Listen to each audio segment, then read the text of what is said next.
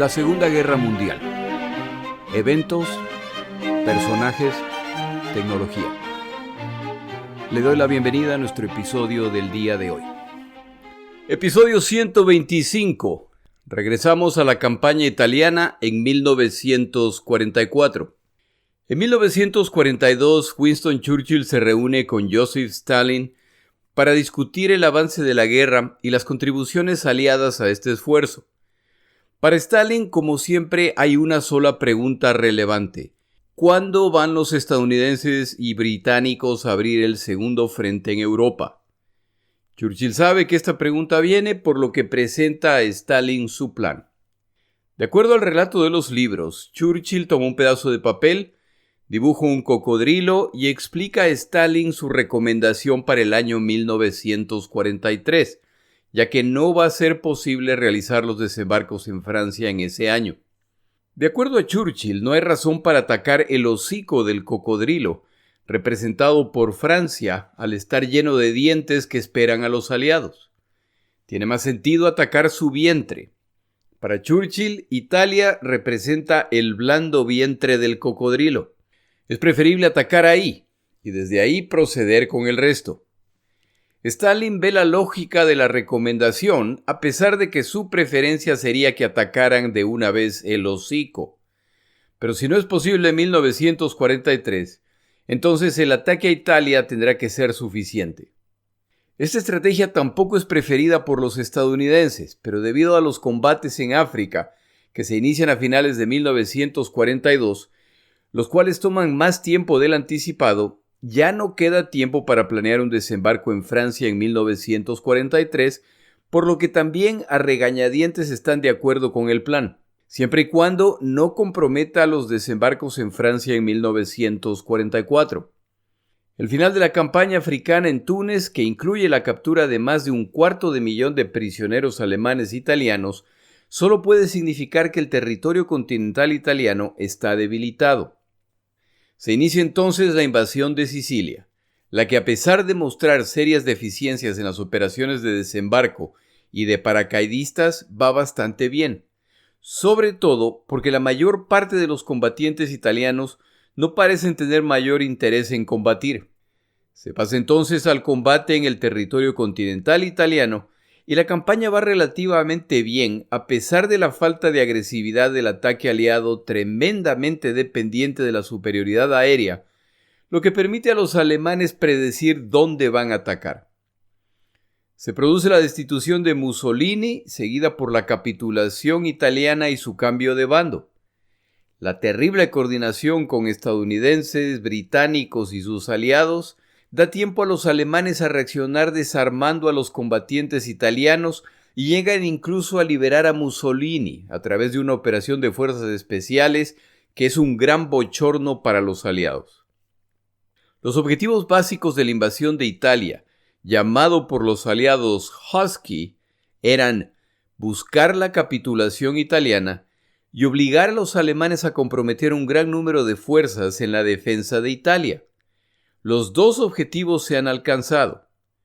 Recuerde que una vez que Italia capitula y cambia de bando, no es solo que los alemanes ya no pueden contar con los combatientes italianos, es que ahora tienen que destinar fuerzas adicionales a patrullar y controlar Italia, ya que aunque Mussolini ha sido restituido como líder del norte de Italia, todos saben que en realidad quienes están a cargo son los alemanes. Aquí una vez más aparecen las discrepancias entre aliados. Los británicos quieren continuar la operación. Los aliados tienen centenas de miles de combatientes en Italia. Carece de sentido pretender que se queden simplemente defendiendo una posición. Si hacen esto, entonces en su momento los alemanes harán lo mismo, lo que liberará tropas alemanas para la defensa de Francia. Tienen que continuar para mantener a los alemanes preocupados por esta zona y en permanente temor respecto al paso aliado siguiente. Si logran tomar Italia y los británicos asumen que, si los alemanes pierden Roma, elegirán retirarse al norte de Italia.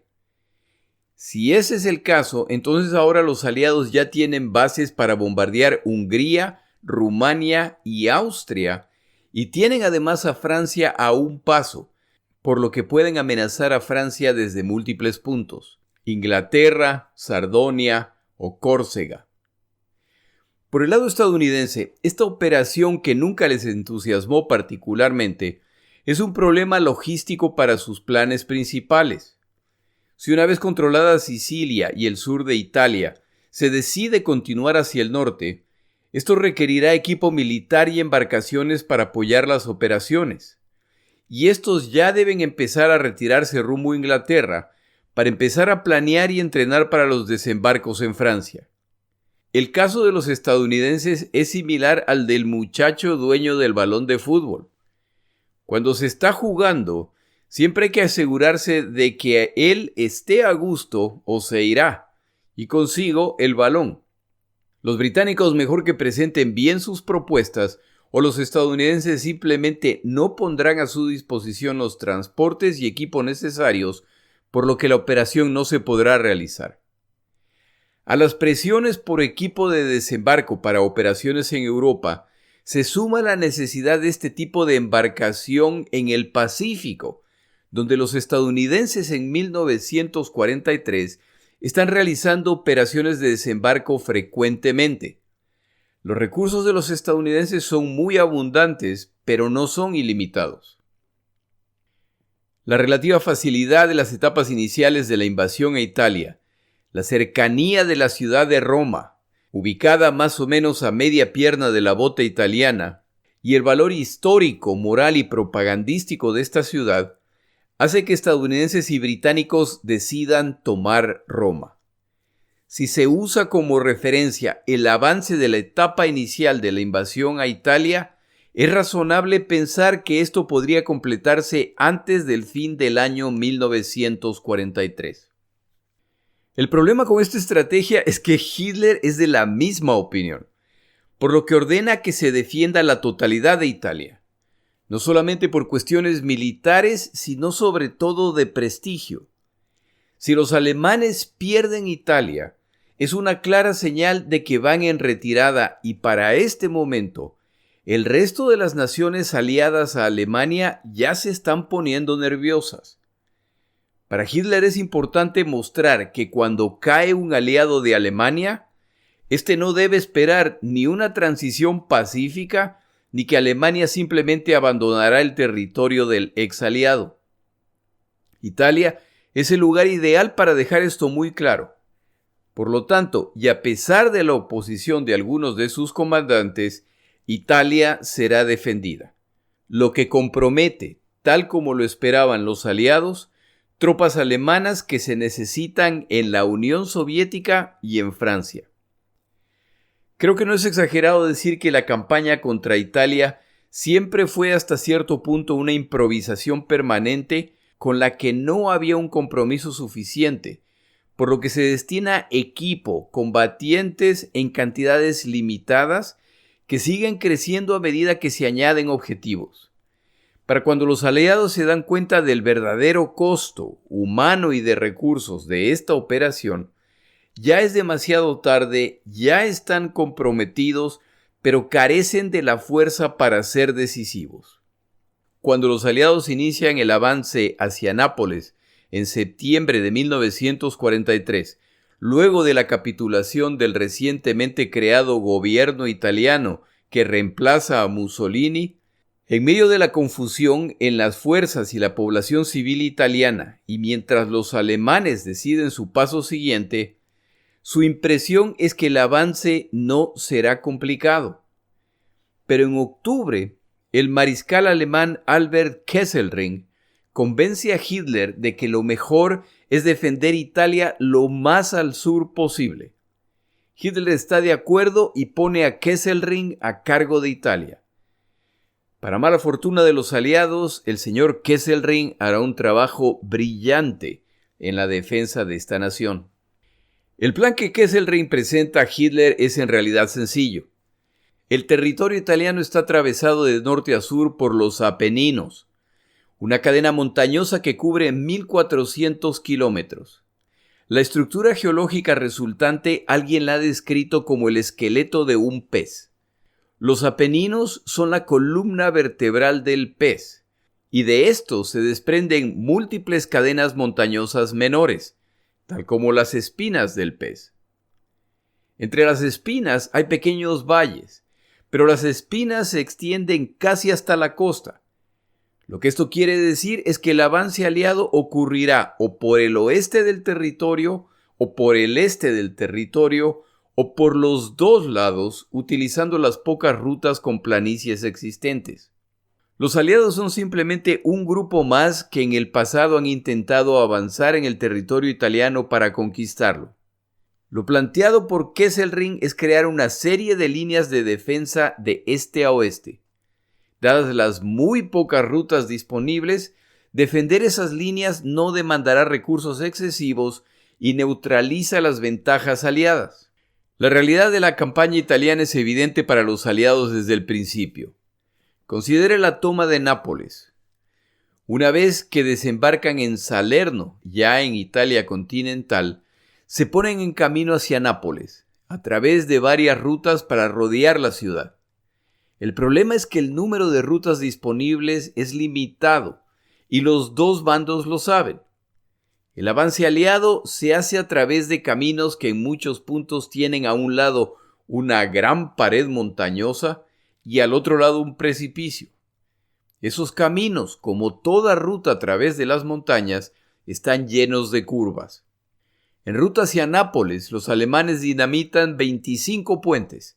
Cada puente debe ser reemplazado por puentes prefabricados o por puentes apresuradamente construidos con materiales locales.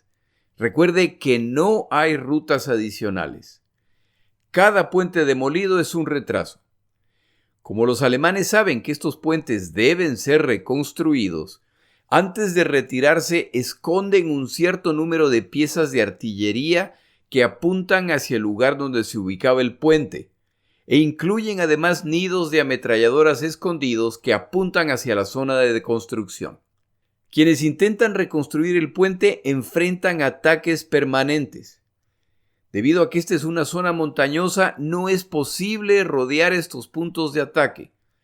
Si quieren destruir a sus atacantes, tendrán que hacerlo con ataques frontales.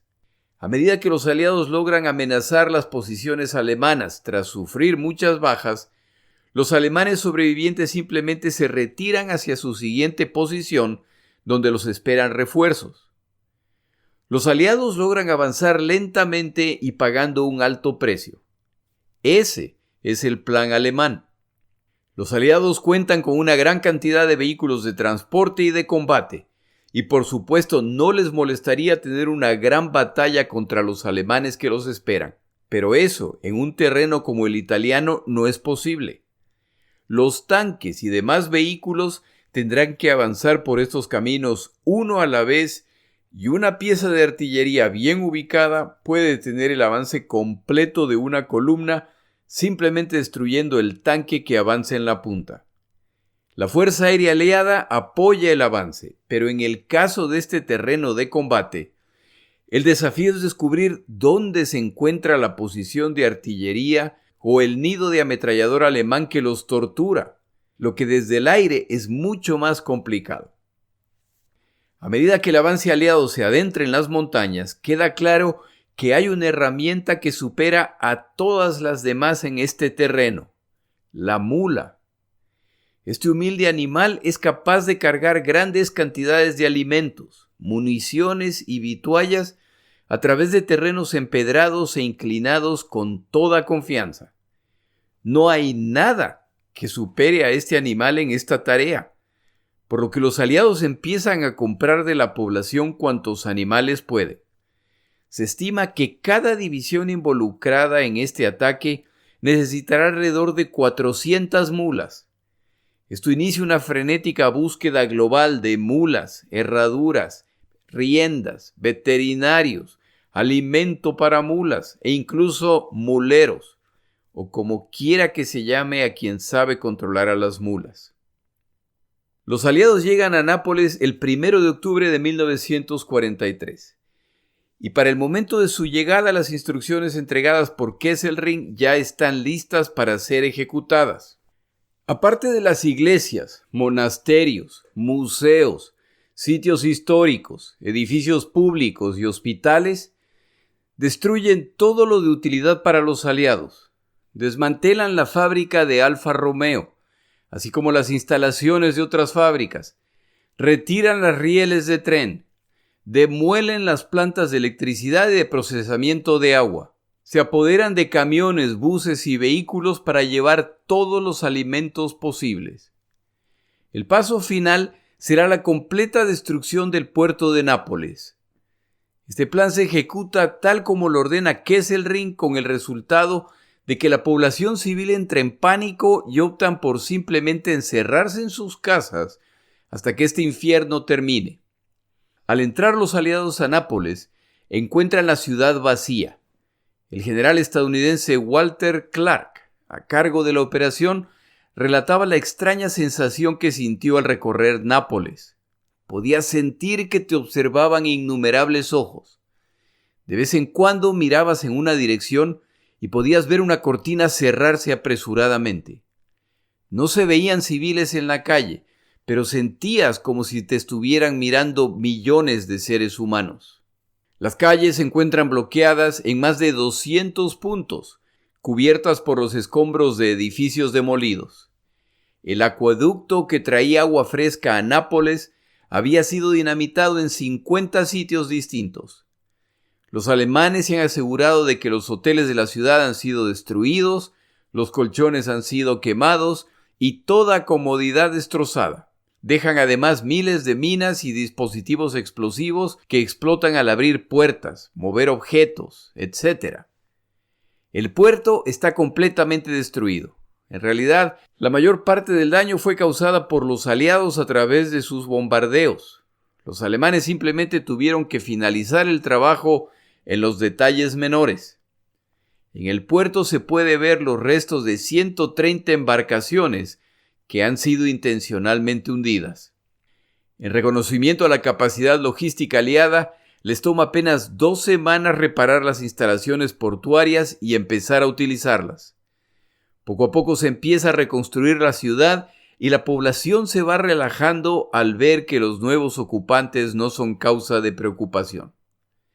Se empieza a celebrar la expulsión de los alemanes y aparece un nuevo enemigo muy conocido por los combatientes de todos los tiempos cuando llegan las celebraciones de las poblaciones liberadas: la gonorrea.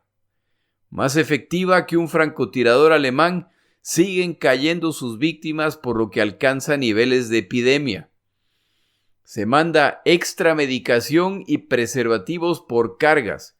Pero una cosa es tener un preservativo y otra utilizarlo, por lo que la epidemia sigue. La decisión final es que los combatientes aliados ya no están autorizados a visitar los prostíbulos napolitanos. A pesar de los retrasos, Eisenhower, a finales de octubre, decide que es razonable llegar a Roma antes del final del año. Recuerde que para entonces se realizará la conferencia aliada en Teherán entre Churchill, Roosevelt y Stalin. Esta conferencia ha sido descrita en otro episodio. Sería ideal llegar a esa conferencia con este logro completo para presentarlo a Stalin. Este plan no considera los cambios climáticos que pronto empezarán. La imagen de Italia es de una playa, de un clima templado, de un muy buen clima. Pero en invierno, sobre todo en las montañas, resulta que hace un frío de muy bajas temperaturas. Los estadounidenses planean avanzar hacia el norte por la costa occidental, los británicos por la costa oriental, en este terreno que favorece al defensor que ha tomado el tiempo de ubicar defensas escondidas, por lo que solo pueden avanzar despacio y uno a la vez.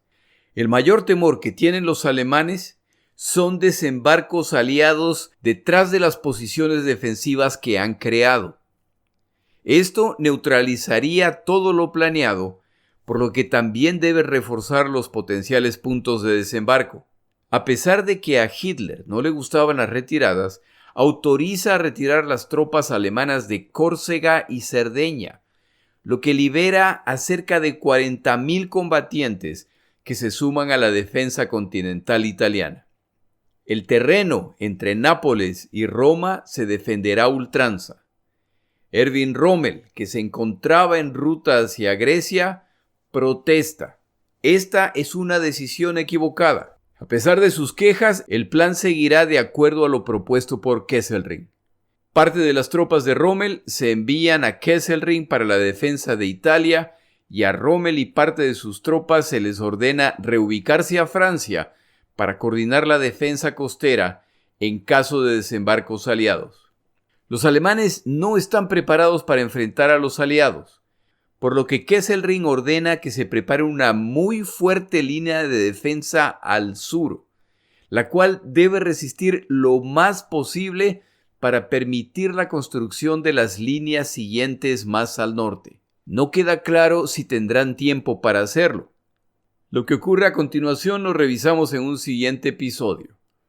Y por lo pronto tomamos una pausa.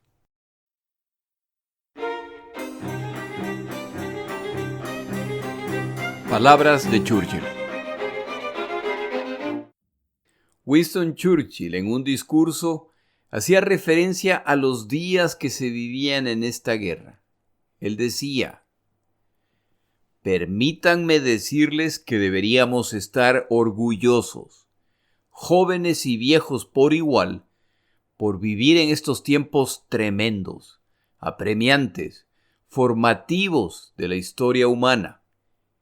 Y lo afortunado que es el mundo de que cuando estos terribles desafíos ocurrieron, hubo una generación a la que el terror no pudo conquistar y que la violencia brutal no pudo esclavizar.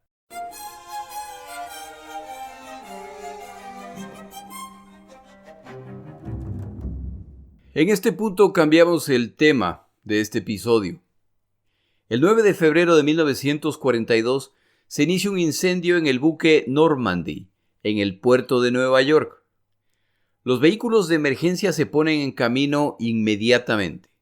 A medida que siguen intentando apagar el incendio, queda claro que se necesitarán más unidades, las cuales siguen llegando a lo largo del día hasta que se vuelve un gran espectáculo. Al llegar, los bomberos encuentran al capitán en el puerto y solicitan autorización para subir a la embarcación. Le dicen: «Capitán, ¿podemos abordar el buque por el lado izquierdo?». A lo que el capitán responde: «Se dice por babor». «Ah, capitán, por babor. ¿Podemos subir al barco por el lado izquierdo?». Este comentario se lo escuché a Joaquín del Betis, pero a él le sale mucho mejor. El Normandy, construido en Francia 10 años antes como navío de pasajeros, era conocido por su lujo, de más de 300 metros de eslora. Su interior está lleno de finos detalles para el disfrute de los pasajeros, entre los que en su momento se incluyeron artistas de cine. Al iniciarse la guerra, los dueños de la embarcación, temiendo los ataques de submarinos alemanes, la desplazan a Nueva York, donde se la puede mantener hasta el final de la guerra. Los bomberos inmediatamente intentan apagar el fuego, pero esta embarcación es tan grande que a pesar de todos los esfuerzos y de la gran cantidad de agua que utilizan, parecen estar perdiendo la pelea. Neoyorquinos se desplazan al puerto para ver el tremendo espectáculo. En la embarcación se encuentran cerca de 1,500 personas. Al iniciarse el incendio, la mayor parte son evacuados rápidamente. Hay 128 heridos y un solo muerto. Incluso el alcalde de Nueva York se hace presente. Para las 8 de la noche se considera la emergencia superada. El incendio parece haber afectado las 3 cubiertas superiores, pero el resto de la embarcación parece estar bien.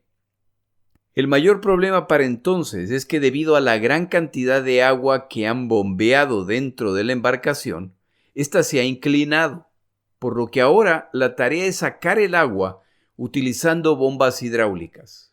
Para la medianoche, al no lograr reducir la inclinación de la embarcación, se ordena su abandono. Antes del amanecer del día siguiente, el 10 de febrero de 1942, el Normandy está para todos fines prácticos destruido. Este evento desata inmensa preocupación en la población y se exige una investigación exhaustiva. La razón para la preocupación es que esta embarcación de lujo estaba en proceso de ser convertida en un transporte de tropas con destino a Gran Bretaña. Y es que hace apenas 2 meses los Estados Unidos de América han ingresado a la Segunda Guerra Mundial luego del ataque japonés en Pearl Harbor. Unos días más tarde, Alemania declara la guerra a los estadounidenses, y en su discurso, Hitler declara que Alemania siempre golpeará primero, sin importar dónde se encuentren sus enemigos. El fuego y la destrucción del Normandy parece ser el resultado de esa amenaza. Si a este evento se le suma que en estos días, como se ha descrito en otro episodio, los submarinos alemanes están hundiendo embarcaciones a diestra y siniestra en la costa este estadounidense, las autoridades concluyen que deben monitorear los puertos mucho más prolijamente. La investigación del incidente identifica el origen del fuego en una de las salas en que trabajaban soldadores cerca de la viruta de la madera. Las chispas de la soldadora caen en la montaña de viruta y se inicia el incendio. Con todo tipo de materiales de construcción y escombros por todo lado, el fuego se esparce rápidamente. Es decir, que el incendio ha sido causa de la incompetencia de los operarios. Una vez concluida la investigación, se hacen públicos los detalles, pero el público encuentra difícil aceptar que lo ocurrido haya sido un accidente. Esta tuvo que ser la acción de saboteadores alemanes.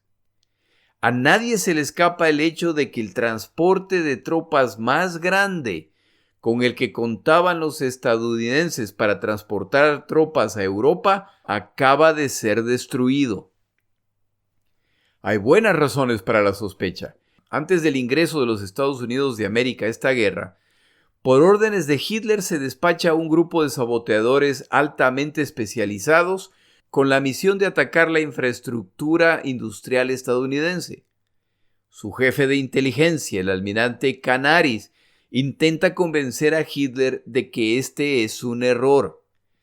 Se debe despachar a este equipo para que realicen tareas de espionaje, no de sabotaje, lo que a la larga les traerá mayores beneficios. Pero Hitler no cede y se ratifica que su tarea es dedicarse al sabotaje. Los saboteadores son transportados por submarinos alemanes y desembarcan en Nueva York y Florida. Como este no es el tema del día de hoy, basta con decir que la operación fracasa y los saboteadores son capturados. Existe, por lo tanto, un precedente a considerar. La inteligencia naval estadounidense concluye que existe un riesgo para las embarcaciones estadounidenses, lo que se demuestra en el éxito que están teniendo los submarinos alemanes a lo largo de la costa estadounidense. Uno de los temores es que las embarcaciones atracadas en el puerto de Nueva York están proveyendo información e incluso combustible a los submarinos alemanes. Se decide, por lo tanto, infiltrar el puerto de Nueva York para descubrir a quienes conspiran contra la nación. Los infiltrados empiezan a reunir información y personajes de la mafia italiana observan y se burlan detrás de puertas cerradas. Describían los esfuerzos de la inteligencia militar como algo salido directamente de una película. Era acercarse sigilosamente, hablar en voz baja mientras miran disimuladamente a todos lados. Tras un tiempo de hacer esto, los infiltrados concluyen que no han engañado a nadie y que en realidad nadie habla con ellos o les da información. No están llegando a ningún lado. El oficial de inteligencia militar a cargo de esta operación concluye que probablemente deben explorar la posibilidad de alcanzar una alianza con miembros de la mafia que controlan el puerto neoyorquino. Estos son tiempos desesperados. A través de abogados que han defendido a mafiosos en el pasado, se contacta a Joseph el Calcetín Lanza, mafioso al que cada embarcación que atraca en el puerto de Nueva York le paga $10. Cada camión que abandone el puerto le paga $50. Un costo insignificante para los propietarios, pero que hace millonario a Lanza. La inteligencia militar se reúne con él y abiertamente describen su preocupación respecto a los submarinos alemanes y posibles colaboradores en el puerto. A Lanza se le pide que reúna información al respecto. Lanza accede a colaborar. Será su contribución al esfuerzo de la guerra. Le aclaran que, aunque su participación podría resultar en alguna concesión relacionada con sus antecedentes penales, no le prometen nada. Lanza dice que está de acuerdo y que como buen patriota trabajará con ellos. La información provista por Lanza empieza a ayudar a la inteligencia naval. Lanza incluso crea una red de contactos que pueden proveer información a lo largo de toda la costa este estadounidense. Pero para abril de 1942, Lanza reporta que ya no puede seguir colaborando. Está haciendo demasiadas preguntas y empiezan a sospechar de él, por lo que cada vez se comparte menos información. Lanza, sin embargo, tiene una sugerencia que podría ayudar. Si la inteligencia militar está dispuesta a trabajar con Lucky Luciano, el suertudo Luciano, conocido mafioso italiano, entonces seguramente todo el mundo en el puerto estará mucho más dispuesto a colaborar con ellos. No solamente en Nueva York, pero a lo largo de la costa este de los Estados Unidos de América. Pero hay un problema. Lucky Luciano está preso desde el 3 de abril de 1936, sentenciado como jefe de una red de prostitución, por lo que se encuentra cumpliendo una sentencia de entre 30 y 50 años de prisión. Es, sin embargo, de dominio público que el señor Luciano sigue dirigiendo la mafia italiana desde la prisión. La inteligencia naval estadounidense inicia el contacto con el enemigo público número 1 en Nueva York, culpable de múltiples y muy graves crímenes, de los cuales el único que le han podido probar, utilizando evidencia muy cuestionable, es que dirigía una red de prostitución. Luego de buscar contactos para acercarse a Luciano, una vez más a través de un abogado que ha defendido a Luciano en el pasado, se intenta el contacto. El abogado declina la oferta, pero menciona que hay una persona que tiene el tipo de relación con Luciano para este tipo de conversación. Se llama Meyer Lansky y es un mafioso cercano a Luciano. La inteligencia naval y Lansky se reúnen y él confirma que, como buen patriota, está dispuesto a colaborar con el esfuerzo de la guerra. Los pondrá en contacto con Luciano. Las reuniones privadas se producen y a la larga resultan en el traslado de Luciano a una prisión más cómoda y a que se produzcan reuniones periódicas con la inteligencia militar estadounidense. El resultado de esta relación es que la mafia italiana, que controlaba el puerto de Nueva York, junto con tantos otros puertos, ahora asegura la protección de las instalaciones portuarias y embarcaciones, proveyendo un servicio que ninguna otra institución podría haber ofrecido, y ninguno de estos mafiosos pide algún tipo de compensación o transacción. Esperan, sin embargo, que su patriótica contribución a esta guerra sea reconocida cuando llegue la paz. Este arreglo es ideal. La inteligencia militar necesita a Luciano en prisión, donde puede encontrarlo cuando lo necesiten y lo tienen bajo control. Luciano prefiere estar en prisión. Como extranjero con antecedentes criminales, si es liberado, deberá ser deportado a Italia. Y al gobierno de Mussolini le encantaría tener en sus manos a este personaje. Luciano, por lo tanto, debe permanecer encarcelado hasta que pueda salir de la cárcel con un historial criminal limpio que le permita quedarse en los Estados Unidos de América.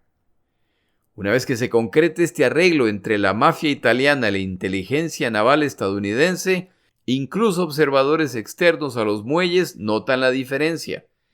La cooperación con las autoridades es muy clara y abierta. Las preguntas son respondidas diligentemente. Lo que se debe investigar, se investiga inmediatamente. Si hay sospechosos, se los identifica sin reparos.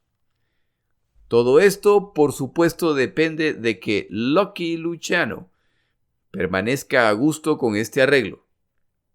Por su lado, las fuerzas de la ley miran hacia el otro lado, a menos que el crimen cometido sea demasiado grave. A inicios de 1943, en la Conferencia de Casablanca, Churchill y Roosevelt deciden que el paso siguiente a la invasión del norte de África será la invasión de Italia. Stalin no está presente porque está monitoreando las batallas alrededor de Stalingrado. En preparación para la invasión de Italia, se debe, como siempre, reunir inteligencia. Pero como están en guerra con Italia, las fuentes de información son muy limitadas y no se sabe si son confiables. No pasa mucho tiempo antes de que alguien mencione que los servicios de inteligencia naval en Nueva York tienen muy buenas fuentes de información. El mismo oficial de inteligencia que trabajó en Nueva York durante los eventos descritos antes en este episodio, el comandante Haffender, ahora está a cargo de la inteligencia en preparación para la invasión de Sicilia y pronto monta un operativo que llegará a incluir casi 150 investigadores que realizarán miles de entrevistas con emigrantes italianos en Nueva York. Estos investigadores quieren saber qué contactos tienen estas personas en Sicilia, quién es confiable en Sicilia. Piden su ayuda describiendo áreas portuarias hasta los detalles más pequeños. Quieren saber quiénes son los personajes conocidos, respetados y, sobre todo, quiénes tienen claras inclinaciones antifascistas. Esta última pregunta es fácil. Entre 1924 y 1929, Benito Mussolini ha desatado la persecución contra la mafia. Utiliza mano dura y, además de las drásticas sentencias penales, no vacila en avergonzar públicamente a miembros de la mafia. De hecho, muchos de los emigrantes italianos que viven en los Estados Unidos de América se encuentran en ese país como resultado de esta cruzada emprendida por Mussolini. Italianos en Nueva York con todo gusto dan los nombres de quienes las fuerzas aliadas deberán contactar al desembarcar en Sicilia. También existen italoamericanos que no están a gusto con las conversaciones con los investigadores militares. Durante las entrevistas con estos individuos, solo bastaba que uno de los presentes, normalmente otro mafioso, mencionara que Lucky Luciano iba a estar muy decepcionado al enterarse de su falta de colaboración. Esas eran las palabras mágicas para que los entrevistados entonces empezaran a cantar como si esta fuera una ópera. La muy colaboradora organización del señor Luciano logra que personajes de Sicilia visiten Nueva York, donde son discretamente entrevistados. Más de un visitante italiano daba claras señales de estar de visita contra su voluntad. Pero eso es de poca importancia. Los aliados necesitan esa información para su desembarco en Italia. Le recomiendo el libro utilizado esta semana. Se llama La Mafia en Guerra. Es un libro muy interesante que relata los eventos desde décadas antes y después de la Segunda Guerra Mundial. Para no alargar más esta historia, si usted recuerda, los desembarcos aliados en Sicilia enfrentan muy limitada resistencia italiana, y son los alemanes los que deben combatir. La población civil recibe a los aliados con brazos abiertos y se alegran de dejar de estar bajo el régimen fascista de Mussolini, principalmente porque en esos momentos los alemanes ya están enviando alimentos y productos italianos a Alemania para el sustento de su propia población. Esto, por supuesto, impacta a los italianos. Con los fascistas derrotados, ahora las posiciones de autoridad y de confianza de los aliados la empiezan a llenar quienes han colaborado con esta invasión incluso antes de que ocurra. No pasa mucho tiempo para que los aliados se den cuenta de que si quieren tener una ocupación pacífica del sur de Italia, les conviene dejar operar a quienes controlan la situación, y estos son los miembros de la mafia. Las posibles consecuencias de todo esto a largo plazo no les preocupa particularmente. Después de todo, ellos son una fuerza de ocupación temporal. Poco a poco se sigue incrementando el número de alcaldes nombrados que tienen antecedentes mafiosos. Y al estar en buenos términos con las fuerzas de ocupación, su poder se multiplica. Para cuando los aliados finalmente salen de Italia, la mafia siciliana se ha consolidado. Sus conexiones con la mafia en el continente americano cierran el círculo de influencia de estos grupos que se apoyan mutuamente. Si alguna vez se ha preguntado de dónde viene la fuerza de la mafia italiana, esta es una de sus fuentes. Pero a esta historia le falta un giro más. En 1975 se publica el libro El último testamento de Lucky Luciano, en el que trabaja este capo mafioso junto al productor Martin Gosch. Lucky Luciano quiere asegurarse de que su historia será conocida. En este libro, publicado luego de la repentina y para algunos sospechosa muerte de Luciano, Lucky Luciano confiesa que el incendio en la embarcación Normandy fue planeado y autorizado por él, con el objetivo de desatar los eventos descritos en este episodio en la ciudad de Nueva York. Él anticipaba que el incendio de esta embarcación levantaría el pánico y empujaría a los investigadores a buscar ayuda en el puerto. Joseph, el calcetín Lanza, quien ayudó a la inteligencia militar inicialmente, informaba a Luciano de todo lo solicitado por los investigadores. Toda la trama de que Lanza ya no podía dar más información fue inventada por Luciano para forzar a los investigadores a que vengan a él. Si la confesión de Lucky Luciano es verdad, el crecimiento y desarrollo de la mafia en Nueva York, en Sicilia y en el sur de Italia fue orquestado por un mafioso italoamericano que engañó a la inteligencia militar estadounidense, y los resultados de esto lo pagan los italianos hasta el día de hoy. Muchas gracias a David García, quien hace algunos meses mencionó estos eventos. Estimado David, resulta que tenía razón, y yo me enteré de algo que no sabía respecto a esta guerra. En el siguiente episodio hablamos de la campaña aliada en Italia en 1944, incluyendo el involucramiento de las cobras fumanchis. Mi nombre es Jorge Rodríguez. Gracias por acompañarme. Para información adicional respecto a este episodio, las notas de este podcast, que incluyen la narración de este episodio, así como acceso a resúmenes, videos, documentales y materiales adicionales gratuitos disponibles en el Internet, por favor vaya a Amazon y busque el libro La Segunda Guerra Mundial, Eventos, Personajes, Tecnología. Al comprar estas notas, me ayuda y me apoya financieramente.